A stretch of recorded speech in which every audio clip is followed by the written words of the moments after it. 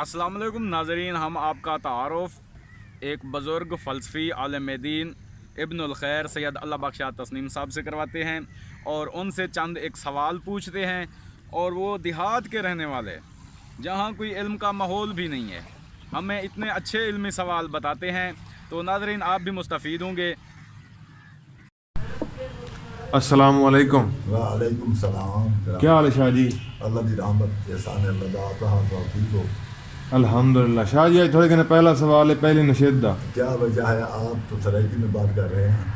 اچھا اردو میں بات کر رہے ہیں؟ اچھا صحیح ہے، چلیں ہماری گپ شپ ہو رہی تھی نا سرائکی سے، تو اس وجہ سے چلیں جی پہلی نشست ہے ہماری۔ سوال نمبر 1 ہے جی، دین کیا ہے؟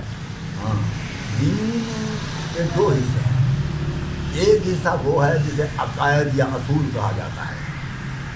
عقائد اور اصول میں یہ ہے کہ اللہ کو واحد لا شریک مانیں، تمام انبیاء کی نبوت پر ایمان رکھیں اور حضرت محمد مصطفیٰ کو آخری نبی مانیں، تمام کتابوں پر ایمان رکھیں اور قرآن مجید آخری کتاب ہے، فرشتوں پر ایمان رکھیں اور قیامت پر ایمان رکھیں، مرنے کے بعد پھر اٹھنے پر ایمان رکھیں، جنت اور جہنم پر یقین اور جنت کی نعمتوں اور جہنم کی مصائب پر ایمان رکھیں اور عدل پر ایمان رکھیں۔ یہ ہے اصول دین جسے کہا جاتا ہے، یا دین کا وہ حصہ جسے عقائد کہا جاتا ہے۔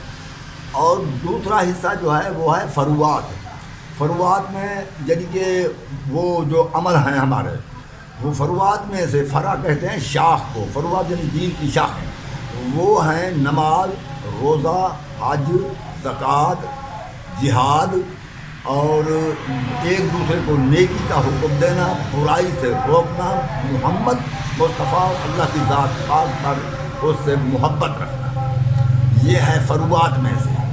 ویسے دین کا فائدہ یہ ہے کہ ایک شخص اپنے مقاصد کو اس طرح حاصل کرے کہ اپنے مقاصد کو حاصل کرنے میں کسی کا انفرادی یا اجتماعی نقصان نہ ہو، کسی انسان کو ناراض نہ کیا جائے بلکہ راضی رکھا جائے، خوش رکھا جائے۔ دوستانہ بنانے کا حکم ہے دین میں، دشمنی بنانے کا حکم نہیں ہے۔